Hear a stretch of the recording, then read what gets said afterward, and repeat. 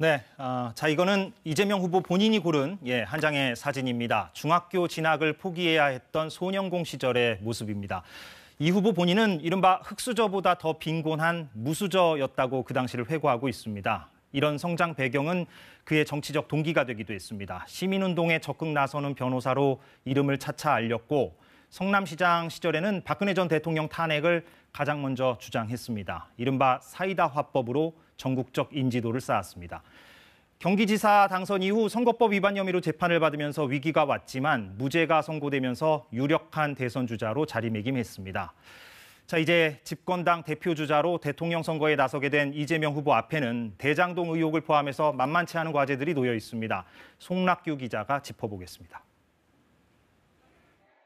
이재명 후보에게는 당장 당내 하나의 팀을 이룰 수 있겠느냐가 직면한 문제가 됐습니다.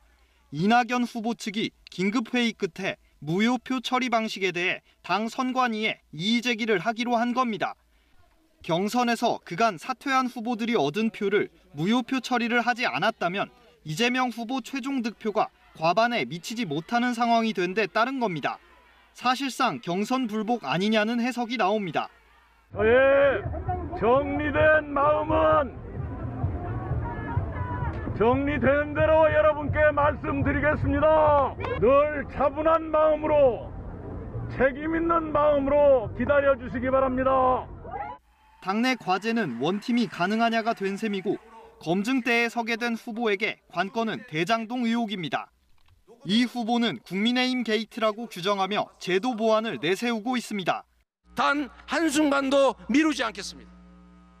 당선 즉시 강력한 부동산 대개혁으로 부동산 불로소득 공화국이라는 오명을 없애버리겠습니다. 그러나 본선으로 가는 상황에서 검찰, 경찰의 수사가 이 후보 본인을 향하는 경우를 배제할 수 없습니다. 여당 대선 후보의 숙명 같은 과제는 정권 재창출보다 높은 정권 교체 여론입니다. 최근 조사를 보면 정권 교체론이 꾸준히 우세합니다. 현 정부와 일정 수준의 차별화는 불가피한 셈입니다. 다만 대통령 국정 운영 지지도가 40% 안팎을 유지하고 있어 무턱대고 차별화를 내걸 수만은 없습니다.